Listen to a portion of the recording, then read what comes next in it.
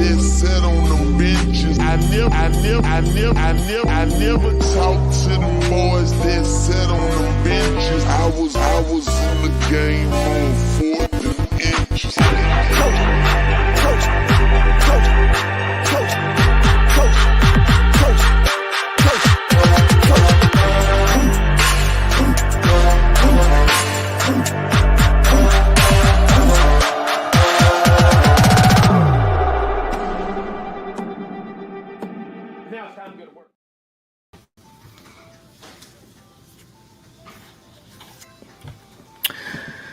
What is going on, Florida State family, Seminole Nation, the 863 tribe? It is your boy, POLK, a.k.a. a.a. a.k.a. the Got Damn Truth. And today, because I don't feel like we properly did this, and if we did, I forgot about it, so we're going to do it. Today, I want to do a proper season review. And we're not going to go game by game, right? But this is what we are going to do. You, the fans, or excuse me, you, the people, you, the supporters in the chat, you are going to pick. There are multiple categories. We will put a poll up in each category. Freshman of the year. Newcomer of the year. What else I got? Comeback player of the year. Who had the most dominating performance of the year? Your defensive player of the year, your offensive player of the year, and then the team MVP. Then we will go into grading each position, how they did on the season, give an overall grade of each of the team. And that is what we're doing here tonight, man. Figure it's a slow week since the last time we talked. Wasn't really a lot going on, or not really a lot has happened on the Florida State front. So the way I look at it, let's finally put the bow. Since it's the end of January, this will be the last hangover. Episode 75, by the way. This will be the last hangover of January. Because next Wednesday is February 1st. So let's put a bow on this 2022 season. And let's talk about what we saw, what we liked. Let's grade it. Let's rate it. Because it's full steam ahead from here on out as we look forward to the next season in 2023. We got spring ball just really around the corner, man. Before you know it, it's going to be summer workouts. And the fall will be here, I think, quicker than most of us think. It's kind of how these things tend to work out. But today, we put a bow, a nice little ribbon on the present that was 2022 and the expectations that I think we all, the expectations that the team exceeded. So that's what we're going to do here today. But before we do all of that, as we always do, let's pay these bills. Hit my like button. Subscribe if you're new. Hit the comment section. But of course, share the video. Let people know we're live. You hear Buddy in the background. I can't get him to be quiet to save my life. Share the video, man. Let people know we're live. And let's get this thing cracking. He's like really talking to himself.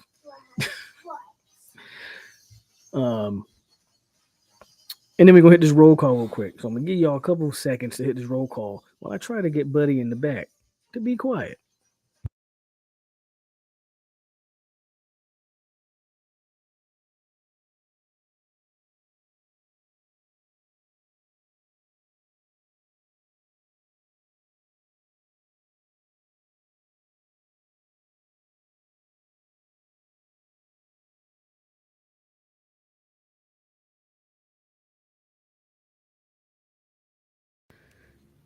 All right, let's not waste any more time. Roll call coming to you in 3, 2, 1. Hit that comment section. Todd Pope in the building.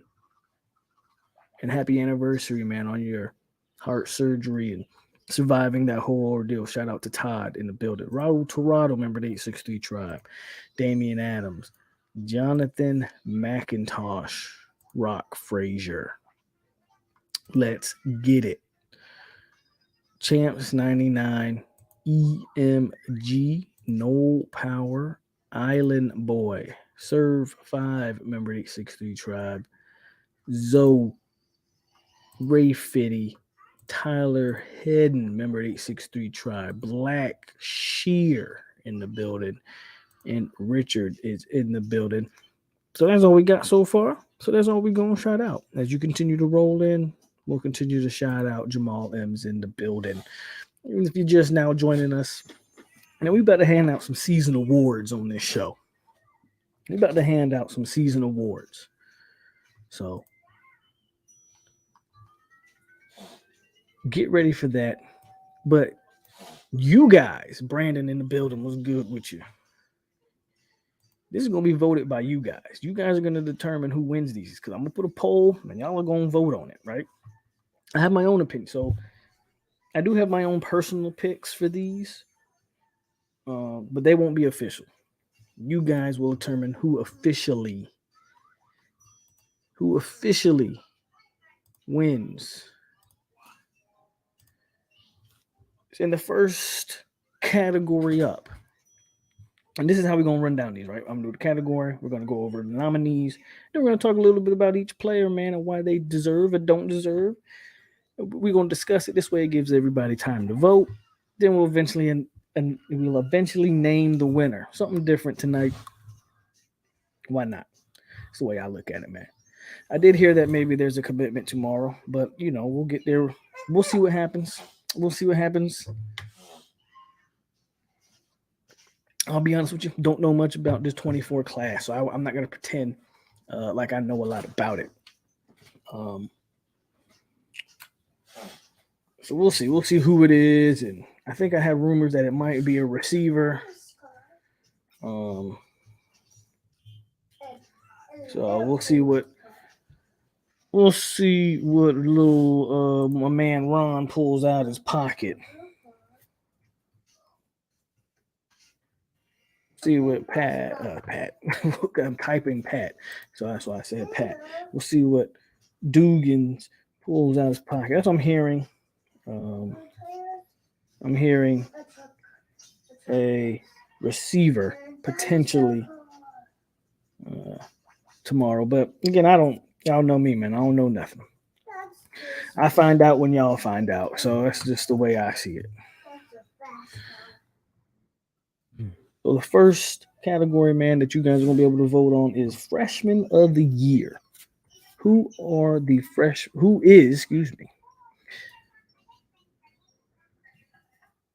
the freshman of 2022? And your nominees are Patrick Payton, Azariah Thomas, Rodney Hill, and Julian Armella. Now, Pat Payton, man, as we all know, man burst on the scene, right? Pat burst on the scene with 22 tackles, 5 sacks, 1 forced fumble, and 6 tackles for loss. Pat, 6'5", 240-ish, whatever he is. Pat really gave, in my opinion, man, he really gave that defensive end unit something legit opposite of Jared Verse. He was well needed, in my opinion. So I think Pat deserved the nomination. Azariah Thomas, man, he played a lot of snaps, rotated in a lot. He finished the season with 8 solo tackles, 1 interception, and 1 pass defense. So we expect good things from AZ. I thought AZ was a serviceable defensive back in his time. Didn't play a ton of snaps, but he did contribute when he needed to contribute. And I thought by the end of the year, man, he kind of solidified himself maybe in that rotation big time. Rodney Hill, man, is a guy who didn't have a lot of opportunities because the running back room was so loaded. And yet it was like every time Rodney got on the field, he just flashed something. I think most people agree, like Rodney just flashed anytime he touched the ball. And it almost feels like if Rodney had to play substantial snaps, he would have been an effective running back. I think most would agree with that. And then Julian, we talking about Rodney Hill, man, but if you go watch some of the tape, who was leading the block for Julian, or who was leading the block out there for Rodney Hill? It was Rodney Hill was in the game a lot of times. Julian Armella was also in the game. Nothing's going to show up on the stats sheet for an offensive lineman. But go watch the 4 games that Julian actually played in. And he, in my opinion, was very crucial into some of those big, even like a CJ Campbell. In that second unit, when Julian was in there, a lot of times he was the key guy that was springing some of those big runs for some of those backup running backs. So those are my 3 nominees. I think we all know the winner. I'm not looking at the poll right now, but I think we all know who's going to be the winner. But if you have other guys, I see Joshua Farmer getting honorable mention, and that's fine. I won't disagree with Joshua Farmer or Daniel Lyons necessarily getting honorable mentions, but I guess my question is, I think by the end of the season, I think Farmer definitely could get on that top 4. He started, in my opinion, Farmer started the season so poorly. That Louisville game is almost unwatchable from a Joshua Farmer standpoint. If you just watch him play that game. And then granted, I get it. He probably wasn't expecting to play as much as he did because Fabian Lovett goes down in that game. But he obviously was not prepared to play football that night. And by the end of the season, he got it together, no doubt. Lions, I mean, cool. But Lions played in 4 games. Can anybody give me a key play of Daniel Lyons? If you want to nominate Daniel Lyons, you probably can't remember any key plays from Daniel Lyons. Is Shaheem Brown? I guess technically, what is Shaheem Brown a freshman? I don't know if he's technically a freshman because he's been here for 2 years already. But I guess that COVID year, right, doesn't count. But that's my 4. I do agree with some of the honorable mentions there. But I think those are the 4 freshmen that kind of stood out in my eyes. That's just me. So we won't waste too much more time with this particular one. Again, I think we all know who's going to win this one. Is there any more honorable mentions? I mean, nobody really had as big of an impact as Pat. So we'll wait a little longer. What's going on?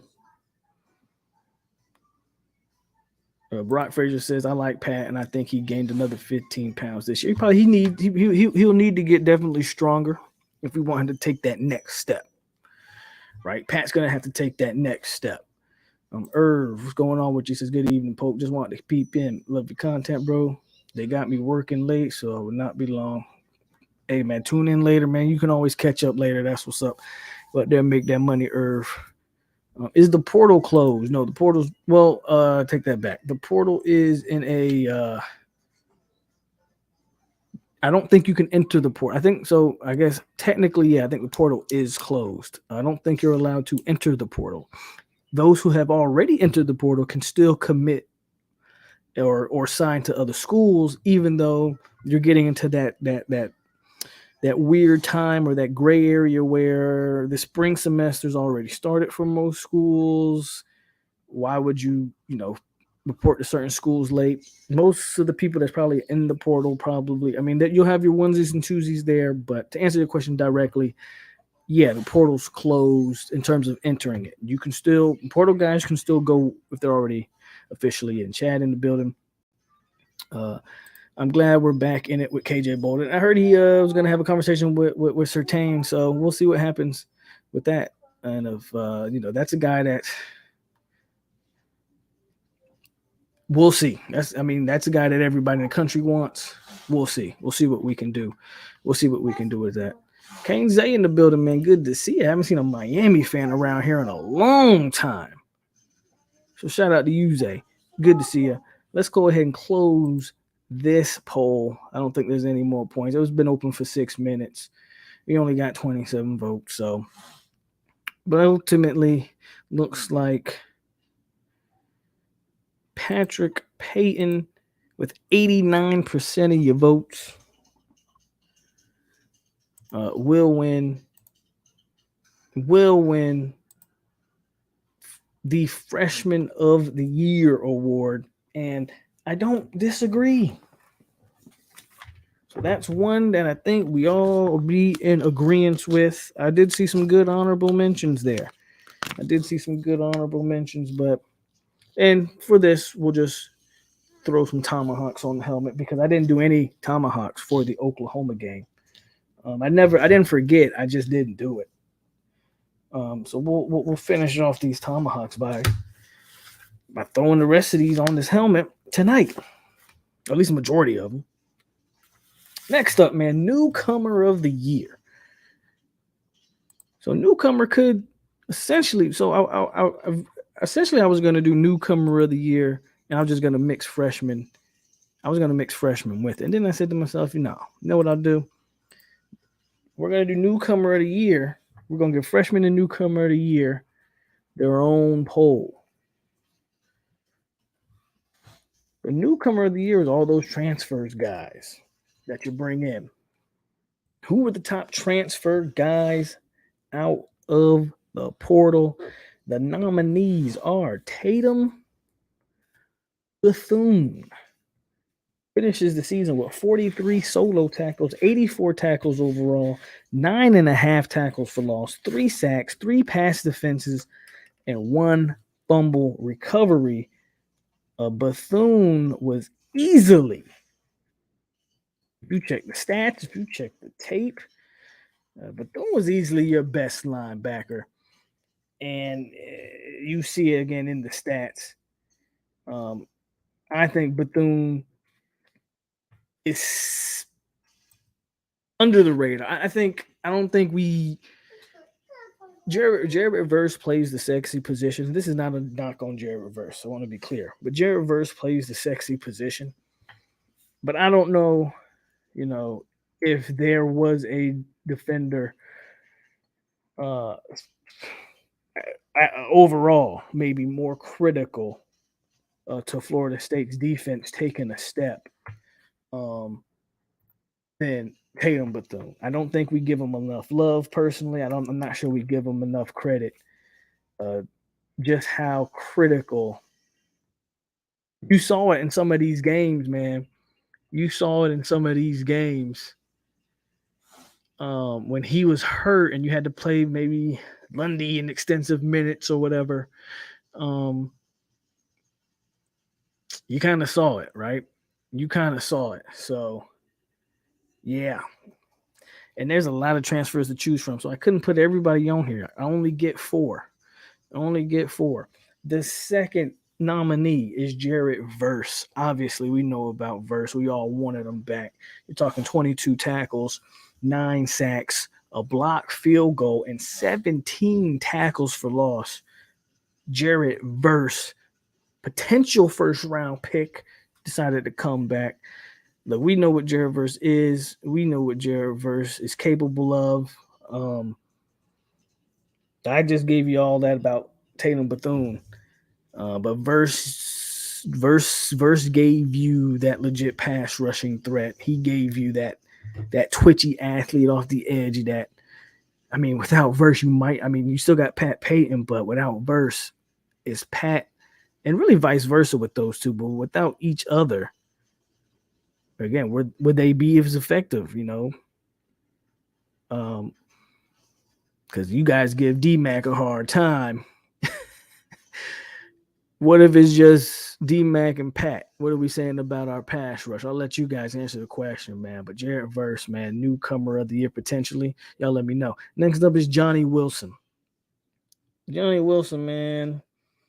People didn't say he couldn't catch. The man was known as a blocker. Well, Johnny Wilson reels in 43 catches for the year, almost 897 yards, so 900 yards, 5 touchdowns, and 20.9 exactly, but 20.9 yards per catch goes to Johnny Wilson. And he turned into wide receiver number 1 just like that overnight. A guy that no one thought could catch. A guy that people thought we should move Johnny Wilson to tight end. I remember those conversations, man. I remember those conversations, bro, about should they move him? He was he rated so highly in in just run blocking as a receiver. People were like, should they move him to tight end? 6'7", 300, 6'7", 230 some odd pounds. And he turns into wide receiver number 1. And lastly on this list, who else but Trey Benson? Trey Benson, man. Guy has 154 carries on the year, 990 yards, falls 10 yards short of 1,000. 1 touchdown short of double-digit TDs at 9 TDs, and 6.4 yards per carry on the year. Trey Benson proved everybody wrong. Just about. 90% of the fan base was not happy with the Trey Benson take. 90% of the fan base thought we were getting a limp leg. And not only was he not any of that, by the end of the year, look, I love me some Trayshawn Ward. Y'all know that. And I basically capped the whole season telling you that I think Trayshawn Ward was the best running back. And I still believe that. I still believe Trayshawn Ward was the best running back. But Benson's just he's a different specimen. And Trey Benson kind of goes to show you like what I say when I talk about running backs and how you don't need to coach a running back. Right? You don't coach running backs. Yes, Adrian. I found a picture inside the house. Thank you. What is this? It's a marker. Like I'm saying, you don't need to coach this. He's a specimen, and yeah. Those are you guys, man. Those are your 4 nominees. I think this is a tougher one to vote on. And I saw a couple comments here. That's an honorable mention that I really struggled with. I'm not going to lie to you. I thought about putting Meach on here. And in a lot of ways, you can argue Meach was the best transfer. But, if Meach isn't who he is, does Benson have those running lanes? Does Jordan Travis has time to get Johnny Wilson the ball? You feel me? In a lot of ways, Meach probably deserved to be in that top 4. Not even going to lie, but I think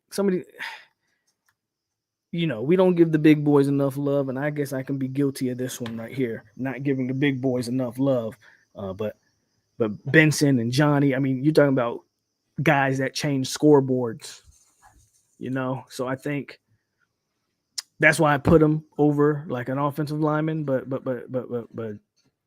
Dimitri Emmanuel was that guy. He was that guy. He's putting in a waiver. A lot of people don't really think it's going to go through, but he could be back next year.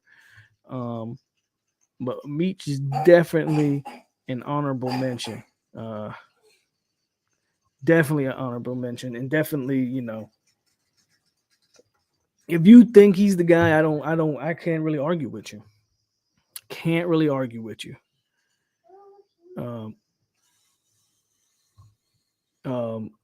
I can't even argue with you, but I don't think anybody can really argue these top 4 guys either. You know, Meach is definitely the honorable mention.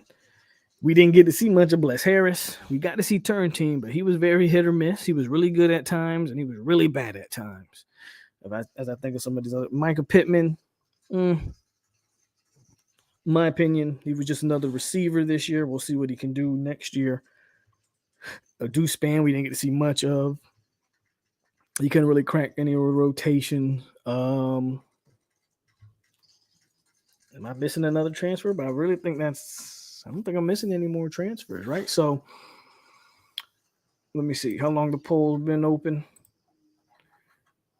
It's only been open 3 minutes, so I'll wait a little bit more. Some of this, the voting's tighter on this poll as I glance at it real quick. Not surprised by who's leading it. Greedy Vance. Greedy Vance is another one, man. Greedy Vance is another one. Shout out to Greedy Vance. But as I do look at this poll, it's closer. It's closer. That's way closer than the previous one. Not surprised by who's leading it right now, but I am surprised that Bethune doesn't have more votes. You guys, I guess, don't really value Bethune as much as some of those other guys. I get it. Some of those other guys play that sexy position, right?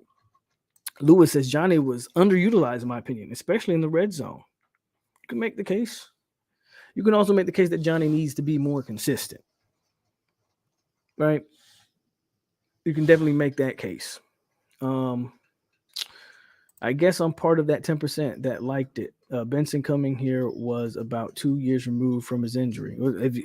Hey, as long as you were saying it when he first came, Rock, you can have those bragging rights. You can have those as long as you were one of the ones that was saying it when he got here. You can have those bragging rights. I know there was a large majority of FSU fans that just wasn't feeling it. Nothing against him. I don't think it was anything against him personally, but he was coming off an injury. He had no production at his previous spot, and we had Trayshawn Ward, and we still had Toll Philly, so we thought we didn't need to take, at least I thought, we didn't need to take a running back. But we were proved wrong by that man named Trey Benson. Rock says, I don't think Tatum Bethune was 100% healthy this year. I think he played at 85% this year. Avante says, no Bethune, you're going to see a lot more Lundy. When healthy, Tatum is a tackling machine.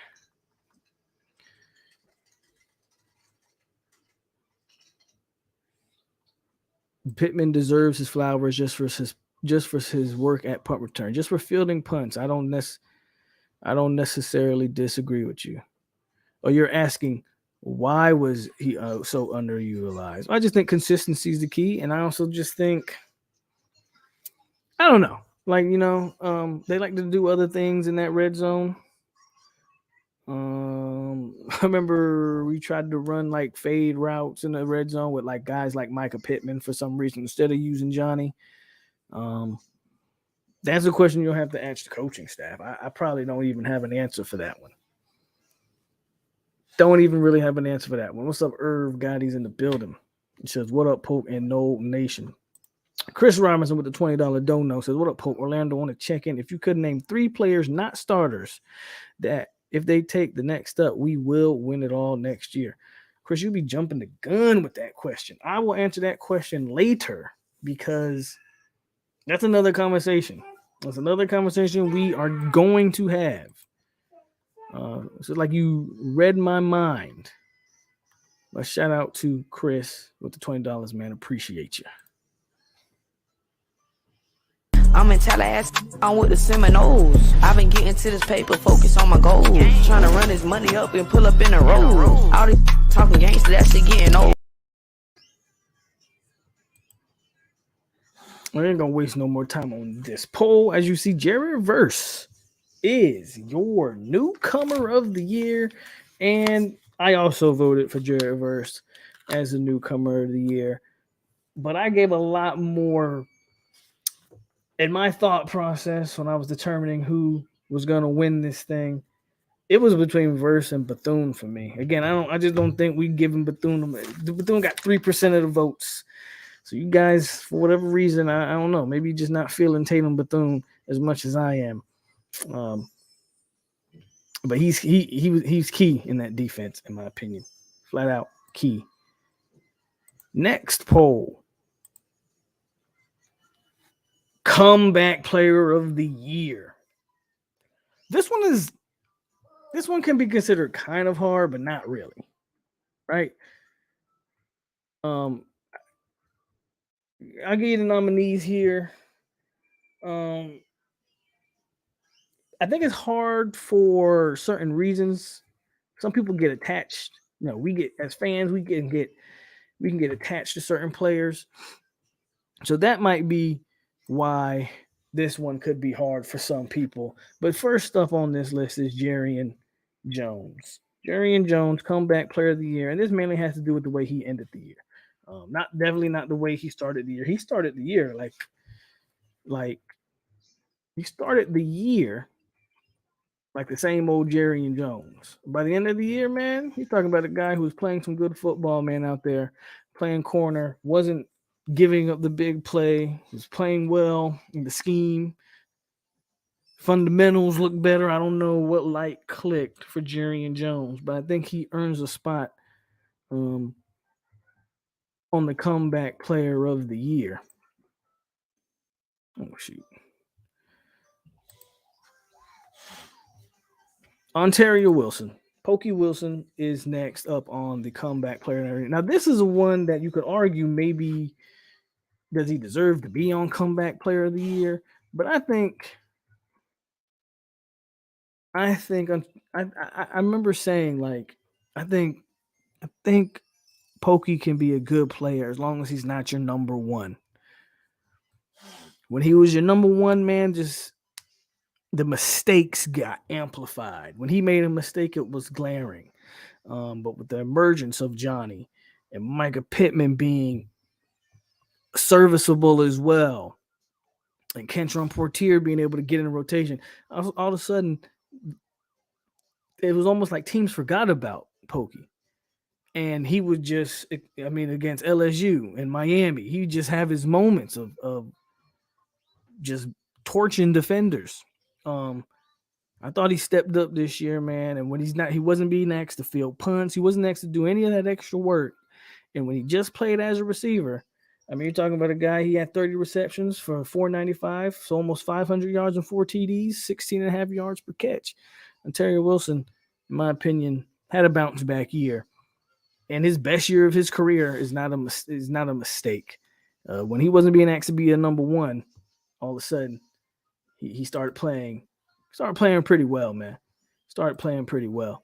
Next up on that list is Brendan Gant. Now, this is a guy, man, who's like, he can't find a home. What position is he? Is he a safety or a linebacker? And he doesn't have completely a bunch of stats. He's got 19 total tackles and a sack. But the reason Brendan Gant's on this list, if you watch Florida State and you watch Brendan Gant, most people will tell you this guy played his tail off on special teams when he was called to fill in at linebacker at times. He was not a liability, even undersized. Brendan Gant played a lot better, in my opinion, than I think most people thought or would maybe even give him credit for at that linebacker position this year. And I'm intrigued to see if he can be a fixture in that rotation next year. Can he throw on some more weight? I'm not too sure about that. But can Brendan Gant be a major rotation piece in that linebacking core next year? I don't know, but I love the way he played this past year. I thought he earned himself a home the way he played. When his number was called, he played. I thought Brendan Gant deserves to be on this list. And lastly, man, it's got to be Ronaldo Green, right? You're talking about a guy who spent the majority of his career at Florida State injured year after year. Finally, he's healthy. It's called, not only does he get healthy, he's called to be your starter. And name a corner that played better than Ronaldo Green. You probably can't. He was your most consistent corner. Really never came off the field. Didn't have any picks, but you're talking about a guy that finished with 42 tackles and 5 pass defenses. Ronaldo was really the one guy on that in that secondary, or should I say at the corner position, that other corner position, man, it rotated a lot of guys from Duke to Jarian. Throw AZ out there every time and time again. Kevin Knowles, all them other positions, the nickel, all those other positions on the rotated guys. Ronaldo Green, man, you couldn't take him off the field. So those are the four. Those are the four for comeback player of 2022. Poll is in the chat right now. Jarian Jones, Ontario Wilson, Brendan Gant, and Ronaldo Green. So we'll keep that up, and then we'll get to the comments. See what y'all think. I tried to vote for him, but my finger slipped. Who are you talking about? Who you trying to vote for? We all know who getting the most underperform. I didn't choose any negative categories, so I didn't do that. But no, Marcus, who was the most underperformed player for the year? I mean, we can talk about it. I didn't personally do a poll for it, but go ahead. What's your nominees? What's the nominees for most Who didn't live up to expectation? There's a couple nominees for that. I can throw two off the bat, and both of them are on the D line, just off the bat. D-Mac and Briggs. We're going to talk about underperformed players that didn't live up to potential or didn't do what we thought they were going to do. Those two off the bat. Who else y'all got? Pat going to turn Jerry into an NFL prospect. Ooh. Jones is Timmy's choice. After Norvell barked out Jones, he turned everything around and went straight. Pokey made plays. Tate, for one game, Tate don't deserve a nomination for one game. I'm sorry. Shout out to Tate, man. He brought that game home, but that's one game. Comeback player of the year would be Lawrence.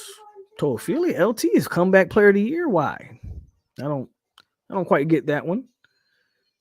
My heart tells me Jarian, but my brain says Ronaldo. See, told you this one's a little bit harder. I can see. I think people have this for some reason. People have this like sentimental attachment to Jarian Jones. Maybe because I was so hard on him. I don't know. What up, Terrell? Pope, you heard it from me. Travis J will be the comeback player of the year next year. Sertan will get him right. Lundy is a good honorable mention. Mr. Give that money back. Fitzgerald, Dent. I don't disagree. I disagree with you about Dent. Wholeheartedly. But Fitzgerald for sure. McClendon, Knowles. Some people say Lundy got the comeback player. I don't see it. I just think you mask Lundy's weaknesses because Bethune is on the field. So I don't necessarily, comeback player of the year. I mean, I guess if you think his work that was done at fullback matters, I guess, but I don't know. You guys are, if Lundy's an honorable mention, fair play to you. I just don't personally see it. Lundy's game didn't drastically change. He just was put in more favorable positions to be successful because they had another backer that could actually play in more situations. That's just me, though.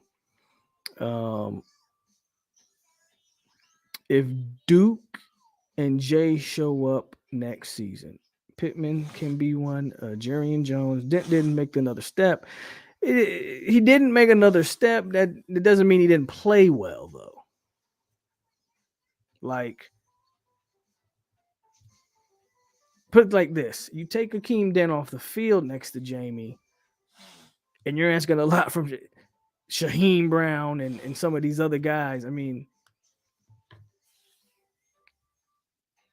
like, when I say, like, you could have took D-Mac off the field, and I think nobody's thinking that Pat couldn't fill in for every snap that D-Mac needed. Now, granted, you want to keep guys fresh, so you need guys like D-Mac, but you take Dent out of that safety room, and I think it's one of the other reasons why they wanted him back so much this year.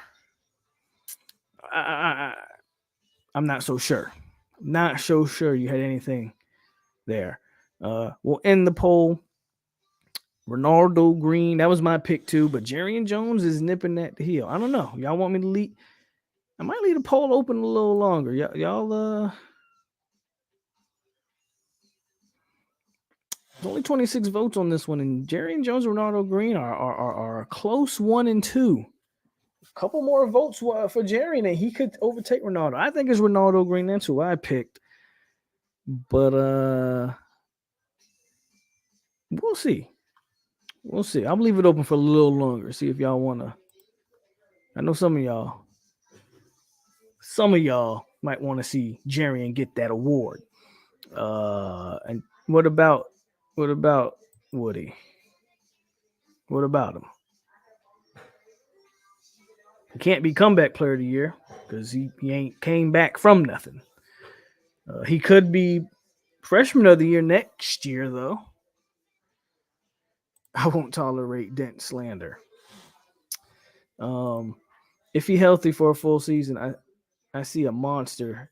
Who are we talking about, Terrell? Oh, talking about Fabo? Fabo would probably be nominated for some of these awards if he was healthy, for sure. Absolutely. Well, I'm going to close the poll because the Ronaldo Green is getting further away from Jerry and Jones. So Ronaldo Green wins this year's 2022's Comeback Player of the Year. It's good to see Gant get votes. Pokey Wilson. Jerry was right on the heels, though, man. I think has this been the closest? This has been the closest vote so far. Jerry and Ronaldo. But Ronaldo definitely deserves it, man. Ronaldo has to be the guy. You're talking about a guy, again, who couldn't see the field due to injury in previous years. He comes in and he's the starter for the entire year, never gets taken off the field. Can anybody recall and look, all DBs get beat, but can anybody recall a play where it just looked like sticker, by the way? Can anybody recall a Ronaldo Green play that looked like, dare I say, Jerry and Jones? So definitely Ronaldo deserves that. I think some people thought it would go pro too. I will agree with you that Dent didn't take that step of,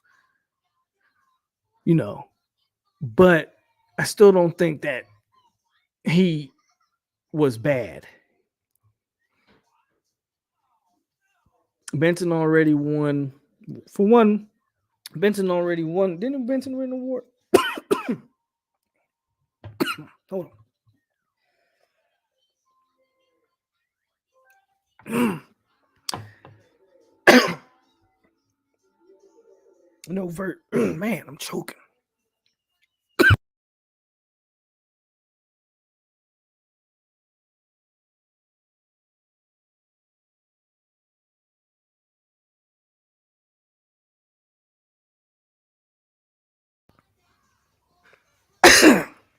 I'm about to die. Come downstairs.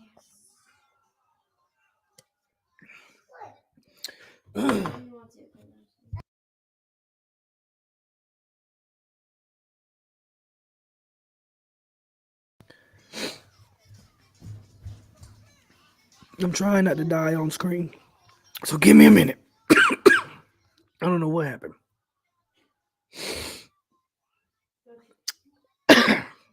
It's like my throat just got dry. Holy cow. Eyes of water and everything.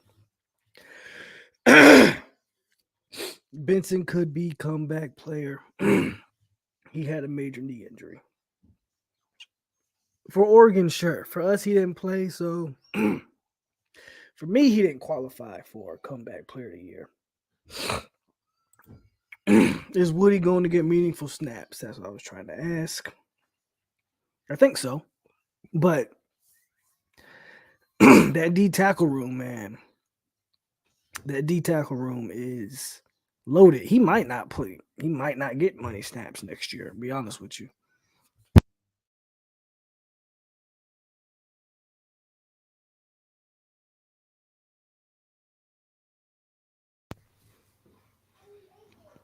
What is the overall assignment on the 23 roster? Weakness, strengths, and what else is needed? We'll talk about that. Don't choke out on live stream, bro. Y'all about to see me pass out. No persons get up and take a walk. Probably should have, but I'm good. It's like I don't know, weird. Like my like air, because I wasn't even drinking when I started choking. So it's like air just got, I don't know, went down the wrong pipe. Don't know. Holy cow, almost died. Don't worry though, I'm still here. Let's go on to the next one, man. Jesus. Most dominating performance. Most dominating performance in a game this year. And this one, man, this one was kind of tough too, man. Most dominating performance. Your nominees for most dominating. I'm typing while I'm talking, so that's why. Jordan Travis, Florida. I mean, we all watched it. Man single-handedly basically carried us to that win. Jordan Travis at Florida. He goes for 270 yards passing and 1 touchdown in the air. No interceptions and 83 yards on the ground and 2 touchdowns. Jordan Travis at Florida, man. Basically single-handedly carries us to that win. We're going to do the other guys, but I think it's hard for me. I don't even have to sell that one. I don't really have to sell that one. But the next on the list is Trey Benson at Miami. Now, Trey Benson had more yards. I forget what game it was. I think it was against Syracuse. I think he ran for 168 or something like that, but no touchdowns. But against Miami, the man averaged almost 9 yards a carry, 2 touchdowns, 128, and had a 25-yard reception. Miami was such a thorough beating. The backups got in early. Jordan Travis only had to throw like 12 passes that game. Trey Benson basically manhandles the Hurricanes. The next up on the list is Johnny Wilson, Louisville, man. Johnny Wilson decides against Louisville. He's going to turn Jarvis Brownlee into his expletive. Let you guys fill in the blank there. But Johnny Wilson, man, against Louisville, 7 catches, 150, 149 actually, but we're going to round up to 150 to make it sound better. Nice round number. 7 catches, 150, 2 touchdowns, and multiple times of Jarvis Brownlee just looking like a kid that lost his puppy, bodying Jarvis Brownlee over and over and over. Johnny Wilson against Louisville, and Johnny Wilson made Tate Rodemaker actually look like a decent quarterback. Holy cow. I did not include the bowl game, but the bowl game was pretty dominant too. But didn't get any touchdowns in the bowl game. So I wanted to pick a game where he got the bowl, where he got where he put some points on the board. Johnny Wilson against Louisville. One of the most dominating games we saw all season. And then lastly, man, was the breakout game. Was the first game of the year. The game that Jared Verse said, hey, I'm not just a bunch of hype. I'm not just a kid that played at Albany and dominated some lower conference. Jared Verse against LSU. Holy cow. Now, the stat sheet don't say it all, but even in the stat sheet, 3 tackles, 2 sacks, a block, a field goal. Man affected the game in every way, shape, form, and even on the plays where he wasn't getting sacks, just the pressures, dominating the tackles. I mean, go back and watch Jared Verse in that game. The bull rush was elite. He was making LSU offensive linemen look like middle schoolers, look like Pop Warner football players. Jared Verse against LSU was absolutely dominant. And there you have it, man. Those are the 4 guys. Jordan Travis against Florida, Trey Benson against Miami, Johnny Wilson against Louisville, and Jared Verse against LSU. What do you guys think? I'll give you my thoughts here shortly. This one was tough between 2. And I know I know there's a guy. There's an obvious winner here. Don't get me wrong. But that second one, man, you got to think about it. That second one. But I got to give William Macmillan a shout out. He says, I think Abrams chose or whatever FSU tomorrow. Yeah, that's the word, man. That's the word. The word is FSU should be getting a commit tomorrow. We'll see how that goes. But shout out to you with the $3 donation. And if you missed it, almost died like 5 minutes ago. Almost died on screen. So, but I think I'm good.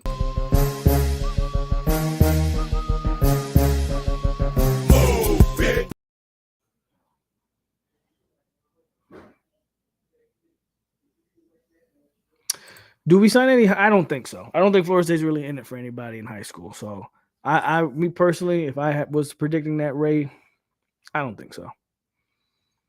Johnny Wilson, Oklahoma, again. I thought about Oklahoma, but I like the Louisville game better personally. J. Trav. Jamie was very good against Oklahoma. I don't know if I call it dominant, but he definitely played the best on defense. Johnny Wilson, the bowl game, and Jarrett versus the LSU game. What they do? What up, VJ? George Travis all the way. Play of the year definitely goes to Robinson versus Miami. Verse in last. I haven't even looked at the poll yet. But I'm gonna check it out here in a minute. JT Levitt on the field against UF. That's the kind of game I want him to have against Wake and NC State. No lies told right there, Zoe. No lies told. Shaheem play of the season. Well, I haven't even done play of the season. But yeah, that block by Shaheem. Play of the year, Shaheem pick at Louisville. Kevin Knowles had that pick. I hope Shaheem don't have a sophomore slump. JT would have had a good game against NC State, but the wide receiver drops. That's true. I will say verse because that started the theme of the season. I understand JT, but I think verse deserves it. Let's check. Let's see what the poll's saying, man. What y'all saying in the polls? Jordan Travis by a landslide. And you know what's wild? Verse is in last at 4%. Now, me personally, as I'm about to close this poll here so we can just keep this going. Me personally, I do agree that Jordan Travis, look, what he did against Florida,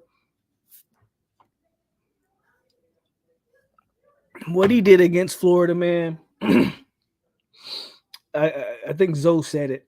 I read it not too long ago. That's the game that we wanted that from Jordan Travis in those 3 losses. Like, and against NC State, when the receivers are failing you and dropping a bunch of balls, Jordan Travis, just put the team on your back and carry us to a victory.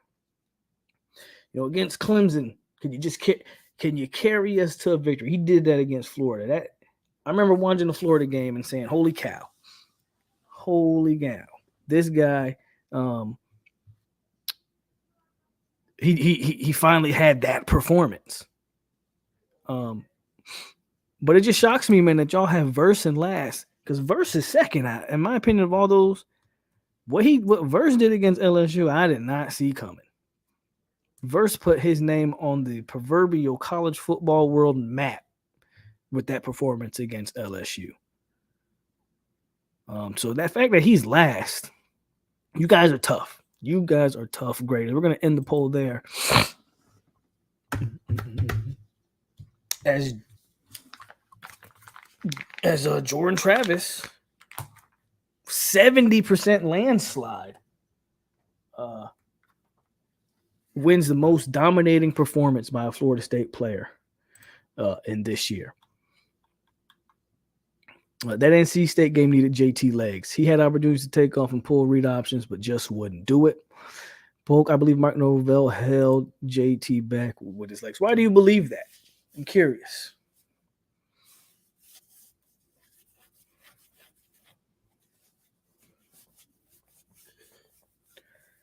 I'm just curious. Why do you believe that it was a Mike Norvell thing, the reason Jordan Travis didn't run more?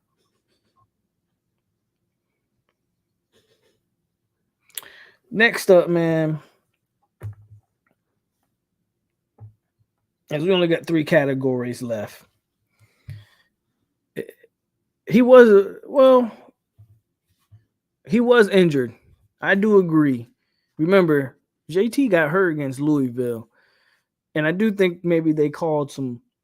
I do think that part of that stuff this year had to do with that knee injury of why he didn't run, especially in that middle part stretch. I mean, that makes sense. That does make some sense of why he didn't run more in that middle part of the year. So, and by the end of the year against Florida, he probably was healthy, that knee. So you might have a point there, EMG, with that. I agree. I think JT overcorrected and finally found the sweet spot at the end of the year. I think injury has something to do with that, like EMG says too, Tyler. I think injury has something to do with that as well.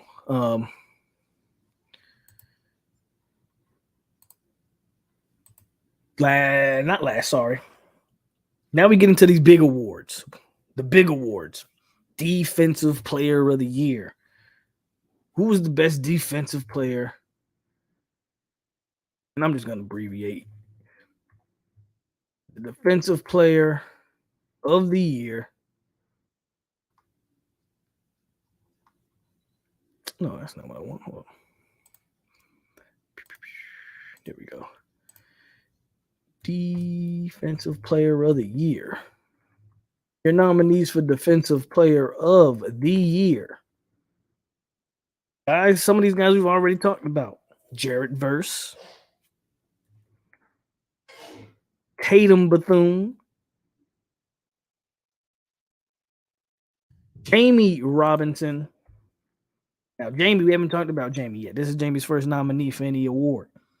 Jamie finished the season with 46 solo tackles, 99 total tackles, 5 tackles for loss, 1 sack, 1 interception, and 5 pass defenses. As far as I'm concerned, they're Jamie and man, Jamie was essential to the secondary. Jamie was just really good this year. Again, I have my own opinion on who's Defensive Player of the Year. I think I know who y'all might vote, but I have my own votes, right? It could be Jamie. It could be Bethune. It could be Verse. But this last guy, man, he has a say-so in all of this too. Because when this last guy was in the game, our defensive line was totally different. And when he was out the game, our defensive line got manhandled and pushed. And that's Fabian Lovett. Now, Fabian Lovett maybe didn't play enough games. But I don't think you can gloss over how important Fabian Lovett was to this defense. I don't think you can gloss over it. Fabian Lovett, man, he might not win this one. He might not win it, but most people would look at Fabian Lovett and go, when he was on that defensive line, our defensive line was stout. When he wasn't, you can run all through that. I mean, Oklahoma, they kind of had their way running the ball with us, didn't they? No Fabian Lovett. Just a different defense with Fabian Lovett in the game.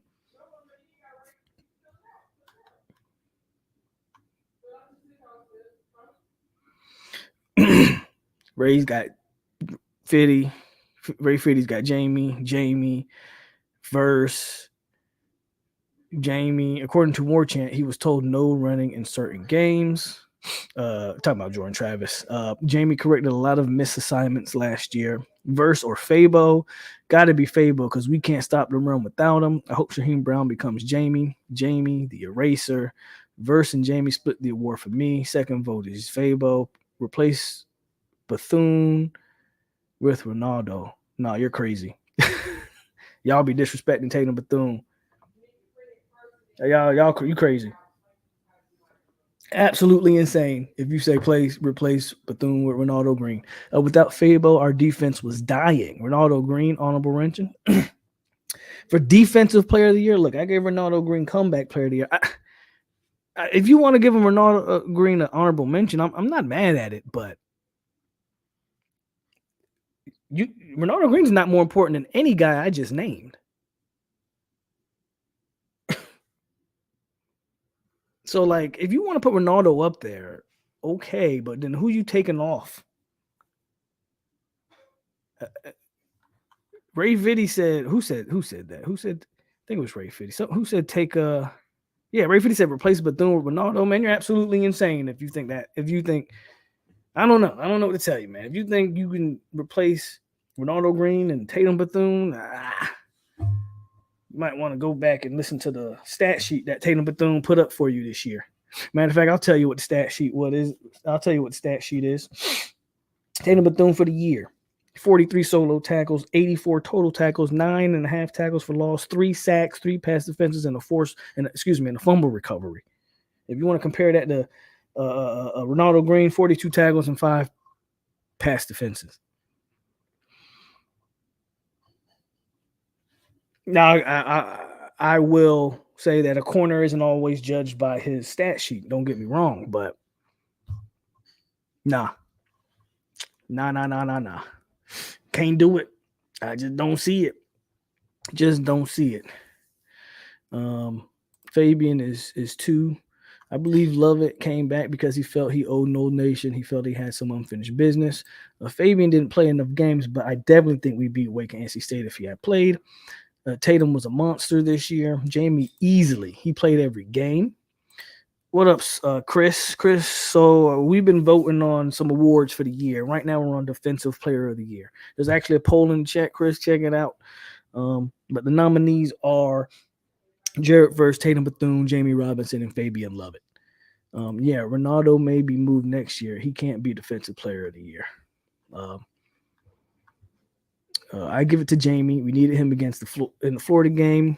We needed him against Oklahoma for sure. Yeah. Jamie probably. I thought the season with Johnson, he was fire. This season, a little quiet. I think I get what you're trying to say. I get what you're trying to say. Did you mean Pat? Pat's not Defensive Player of the Year, bro. I like Pat. Pat has already won Freshman of the Year, but no D-Lo, no Deloach. no knock on Deloach, man. I love Kalen Deloach, but again, he's not even the best linebacker. He's not even the best linebacker. I'm sorry. He's not even the best linebacker for me to put him above Tatum Bethune, Jamie Robinson. Can't do it. Please God, don't move Ronaldo. I agree with that. I've heard some discussions of moving him to safety. No, leave him at corner.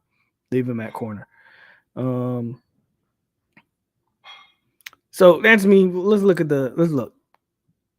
33 votes. You got Verse. Bethune with no votes. Man, you guys don't like Tatum Bethune. Y'all gonna miss that guy. I'm telling you.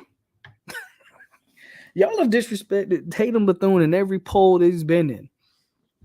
Man, I don't get it. But y'all are choosing this, not me. Y'all are choosing the awardees, not me. I just don't get it.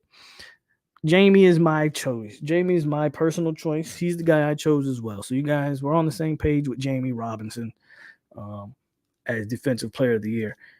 Fabian definitely deserves some consideration. I think if Fabian plays more games, he might actually win this poll because his impact was felt. But man, the Tatum Bethune just Tatum Bethune disrespect. Just a disrespect. No, he's not the best linebacker. Go watch the tape, bro.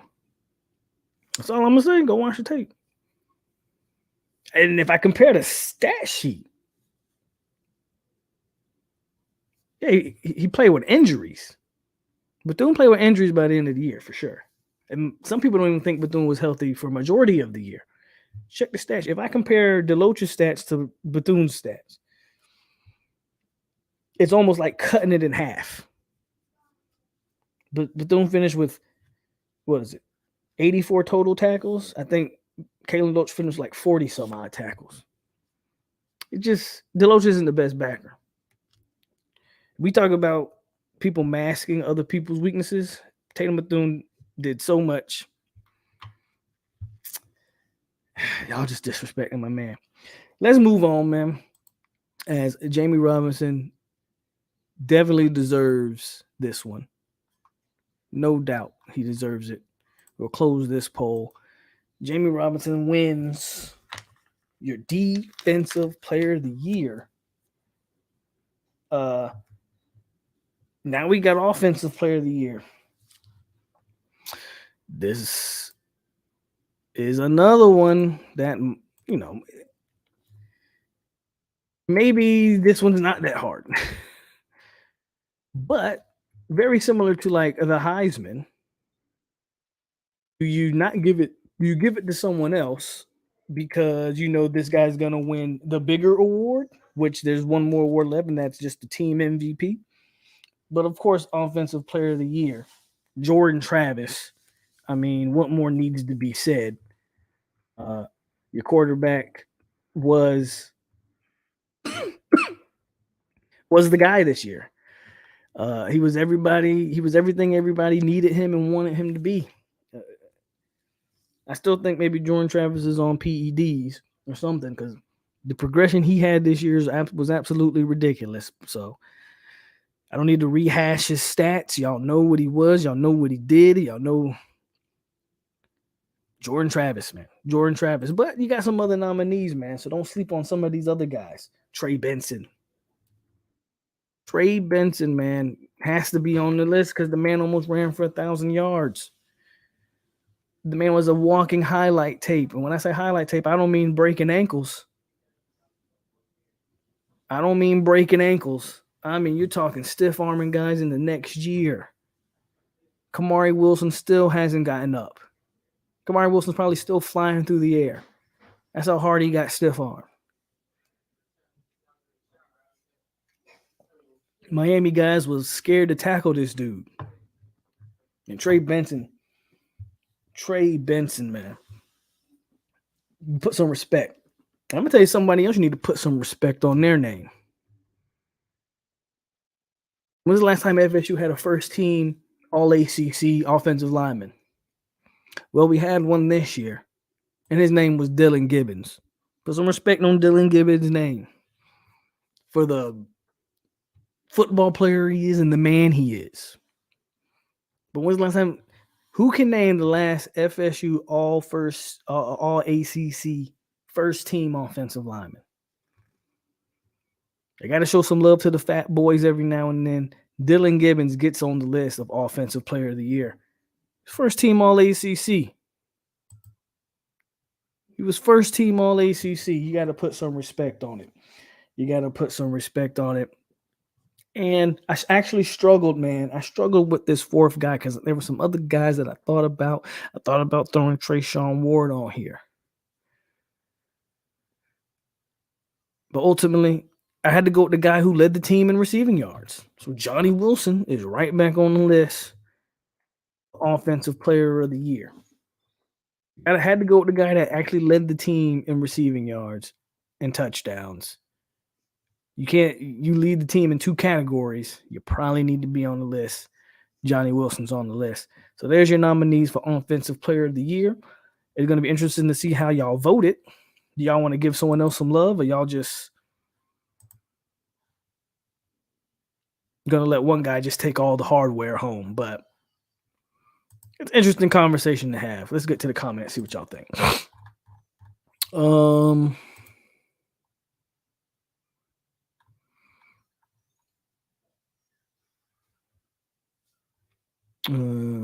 JT Easy, Jordan Trev. Come on now, JT always. Second place is Benson. This is an interesting comment with you, JT. I agree with that. Robert Scott is your vote. Second team All-ACC. I have no problem with Robert Scott as an honorable mention. Absolutely.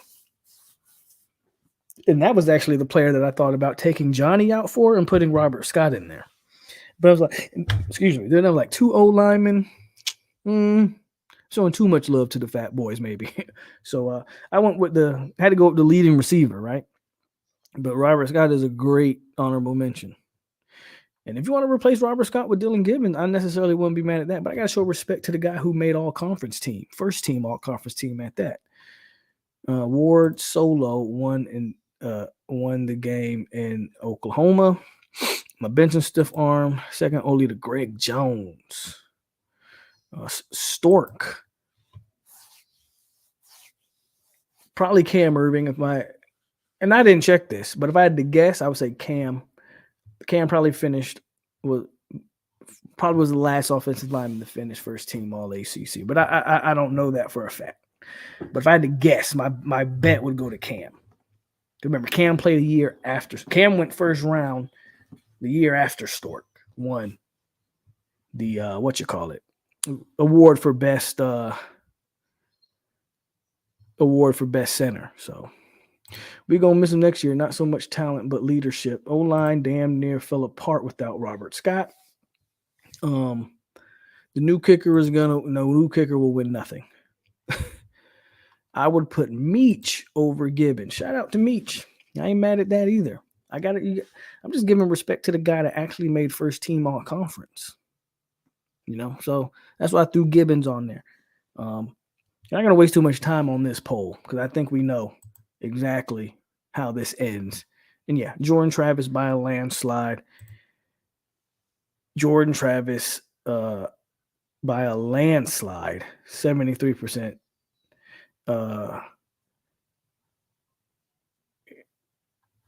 Tim with an interesting comment says, this is tough because when JT went down, Johnny still produced. Well, JT only went down for a half. So I don't know if that's much of a sample size to really say that. Johnny did catch some balls with Tate Rodemaker at quarterback, but it's not like JT was out a couple of games and Johnny was still putting up over 100 yards. You feel me? So yeah, there's that. And then lastly, guys, is the MVP. Now, do we really need to have the poll? Probably not. So I'm not even going to waste my time with this particular poll. But I will read to you. Yeah, Johnny was also up against, barbecue chicken.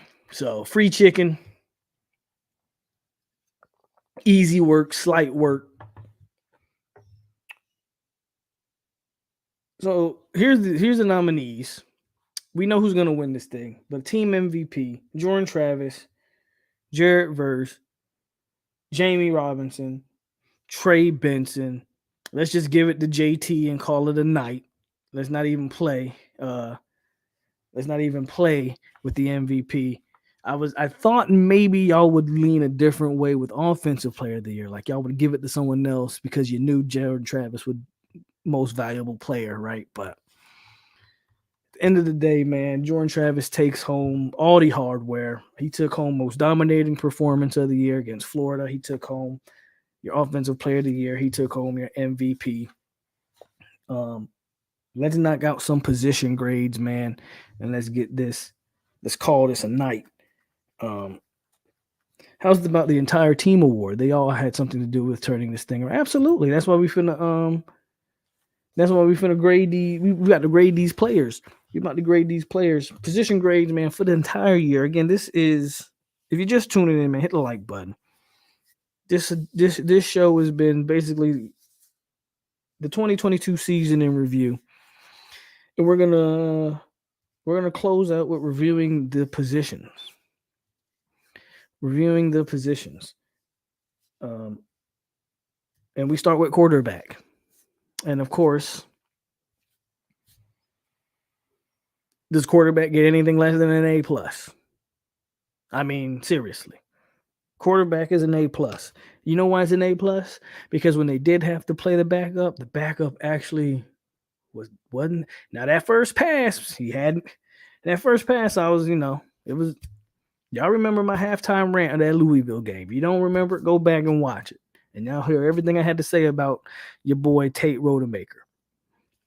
The man came in second half and did what he had to do. So the quarterback position in the whole, there's no way your quarterback plays the way he played all year. A minus. Yeah, I don't A plus. It's A plus for me. A plus. I don't know if you're giving him an A minus. I mean, that's not even an A. So you're what are you knocking the quarterback room for? Your backup so that he was serviceable at least for half of football. That's right. Tell him. Tell him. Your backup showed right. What more could you expect? If you're giving an A minus, Chris, and you entitled to your opinion, I guess. What was the expectation? Because Jordan Travis beat every expectation I had this year. I thought if you could just get about 2,600 yards passing out of him and 300 or 400 yards rushing, you have a good season. I didn't expect a 3,000 yard season, 500 yard rushing, or I think he had just under 500 yards. Jordan Travis comes in next year, expectations through the roof. A plus, man. Running back room, I gave it an A. It's probably an A plus too, because you had no fall off from Trayshawn Ward to Lawrence Toafili to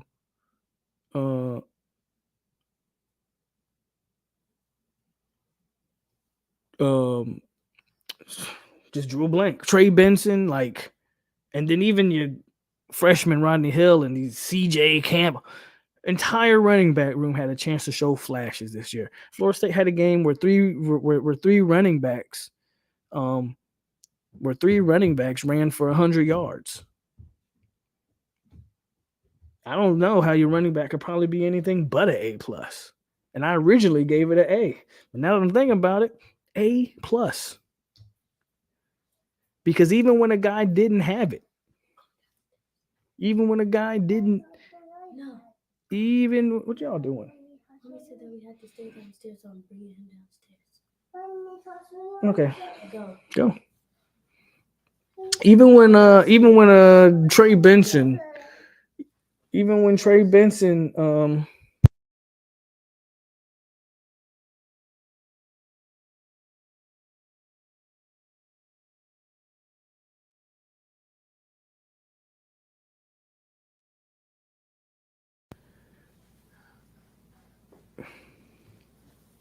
if you ain't got kids, look, children. Back to what I was saying. Even when you're running back, even when a guy like Trey Benson struggles against Oklahoma, Trayshawn Ward basically wins you the game. So even when one guy wasn't feeling it, man, your running backs was always able to pick up each other's slack. Running back room gets an A plus, absolutely. Wide receiver room. Let me see some of y'all comments real quick.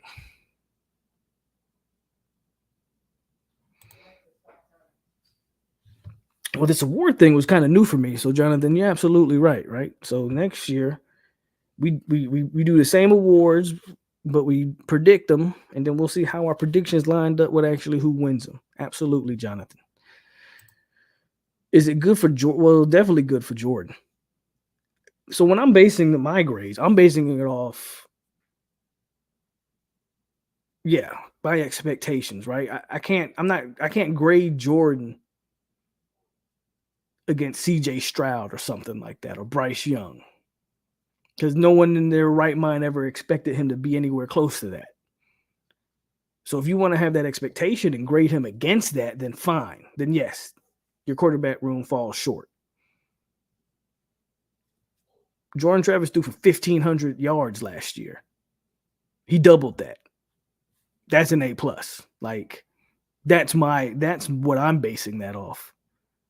What he did in previous years and what he did this year. Let's move on to the wide receiver room though. So for me, I